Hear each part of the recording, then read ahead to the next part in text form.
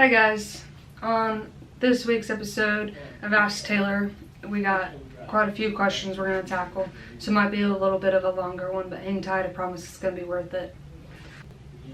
First question is, how did you get your dance moves?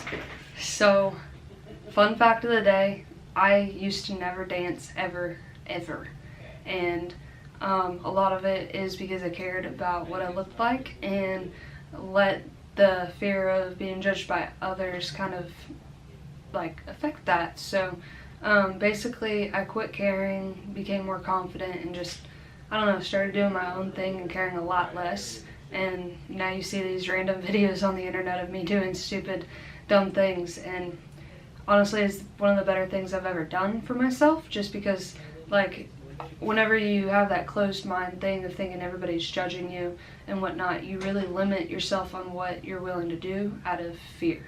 So just quit caring. Honestly, nobody's really thinking about you as much as what you're thinking about what they're thinking about you. Like, nobody cares. So just move on, do your thing, have fun, enjoy life.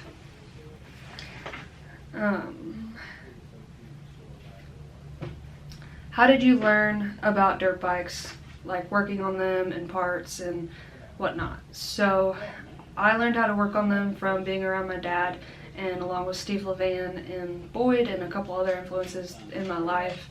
It's basically whenever I still lived at home, every night that I could, I was up at the garage watching my dad work on my bike. Like, I never worked on it myself with him because that's just not how it works with him, kind of thing, but I would watch what he does, and that honestly is a good way for me to learn, just by watching.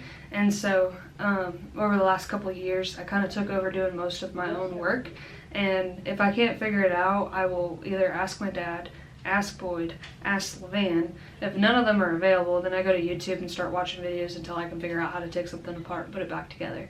I still have a lot to learn, but basically that's what I've done to figure out how to work on stuff. And as far as like selling parts and bikes and stuff like that, basically it's just putting yourself into situations and making yourself figure it out. We have a very large parts inventory and also an online store, so for me the fast pace learn kind of thing, whenever we started setting up our online store, having to find the products, take pictures, figure out what they fit, and finding them on the parts diagrams is actually how I learned the most. And then just being around the influences in my life. I've already said their names before, but my dad and Steve Levan, like, I've learned so much just by listening in on their conversations, whether I'm in the conversation or not, or if I'm just there kind of thing. There's so much to learn by people who have been doing this forever, if you just take the time to sit there and listen and realize that you don't know it all. And same with like watching videos, and like there's all kinds of good channels out there that are saying good things and teaching good things.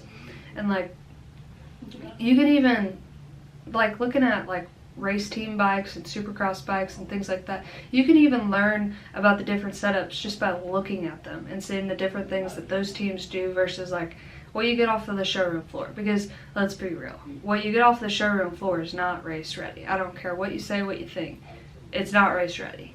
So just being very detail oriented and paying attention to everything is just really how you learn on anything. And so I think it also helps that I am pretty passionate about the sport, so I do want to learn as much as I can to better serve and help my customers and the people around me.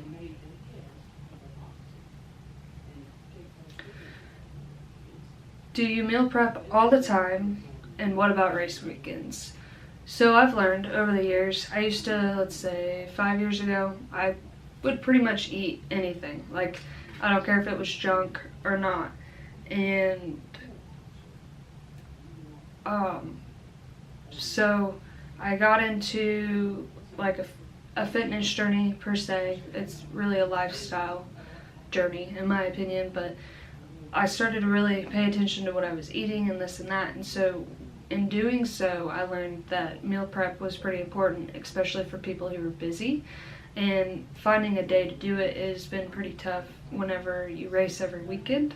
So I've tried a couple things, and whatnot, and I finally got it figured out. I'd say it's just I meal prep a couple times a week, so I cook twice a week, and one's at the beginning of the week to get me set for the first half, and then the last half of the week is more geared towards like what I need to have on race weekends and stuff like that, which is sometimes a little bit extra food, because if we're biking the track and burning more calories than normal, then there's a little bit more, and just knowing what I need on race day. So yes, I meal prep every week. I have gotten to the point where I refuse to eat junk so much that if I don't meal prep and I don't have food, I just don't eat, and I drink a protein shake, and I don't recommend that by no means. Don't fall down that trap.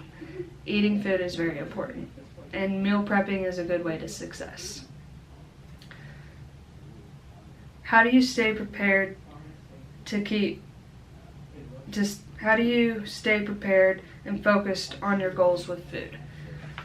So, trust me, there's days where it's super, super tough, and I crave like a cupcake. Like right now in this room, there's cupcakes in front of me because it was my dad's birthday last week, and they're just like taunting me. But at the end of the day, you got to remember your goals and what you want most versus what you want now. And if what you want most outweighs what you want now, then that is what you need to keep your eyes focused on.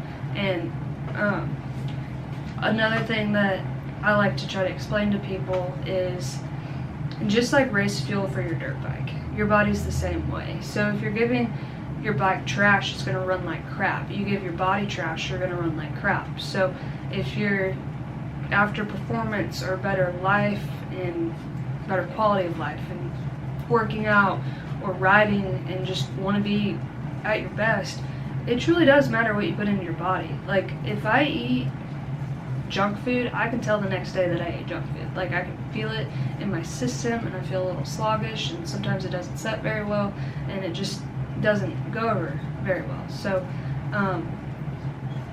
pretty much just like after you've done it for so long, your body kind of adjusts to the better quality of food, and then you try to feed it trash and it just doesn't like it.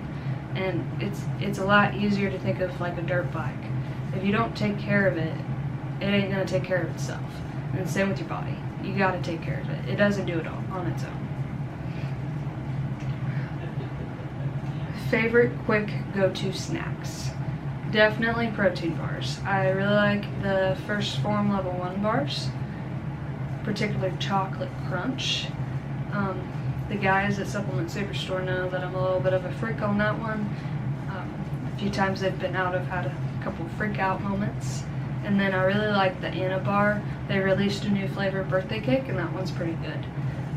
And as far as other quick and easy snacks, if I have a bowl and a spoon, it'll have applesauce and first Phorm level 1 chocolate marshmallow in it. It's easy to go down, it's quick, it's carbs, it's protein.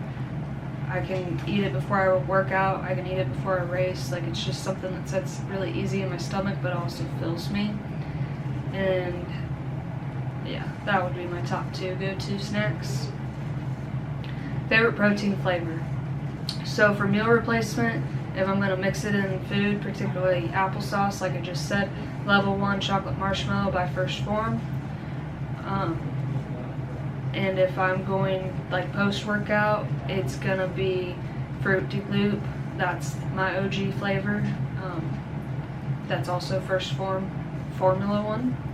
It's really good. It literally does taste like Fruit Loops. There we go. So, top 2.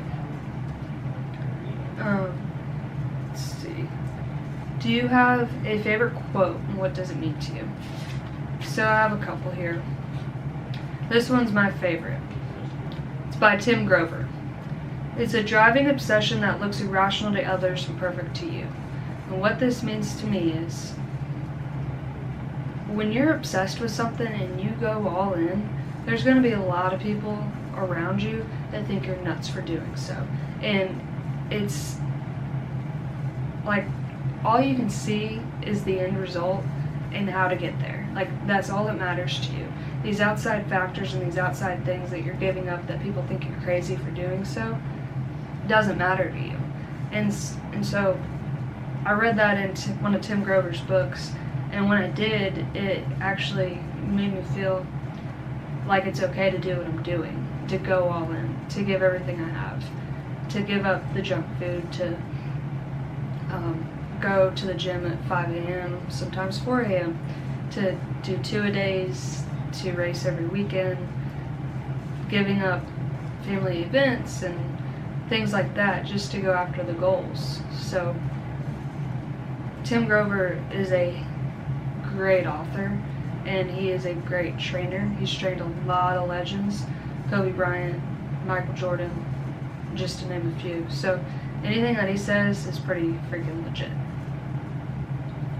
And then another good one that has really helped me as far as like getting through injuries and stuff like that. Our greatest glory is not in never falling, but rising each time we fall. Confucius. So you're gonna fall down. There's gonna be times where you reach low points and you don't know how you're gonna get back up. But it's important to remember to just keep going, to keep getting back up. Get knocked down 10 times, get up the 11th time. Keep trying and trying and doing until you get it. You don't give up. And this quote helps me remember that even on the lowest points, that as long as I keep rising and keep going forward, it's gonna get better. I'm gonna get better. It may not be today, it may not be tomorrow, but over time, all of a sudden it's gonna be like that. And so you just gotta keep remembering to keep going. Another one. Progress isn't achieved by luck or accident, but by working on yourself daily. And I don't have the person who wrote down, so I'll Google that and put it in this video. This one to me is a reminder that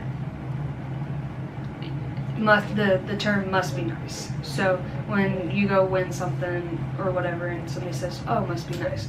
Well, what they don't see is the hours and days and years of dedication that you've spent to get where you are today. So this is a reminder that progress is not by luck, and it's not an accident. It's literally determined by the actions you take day in and day out.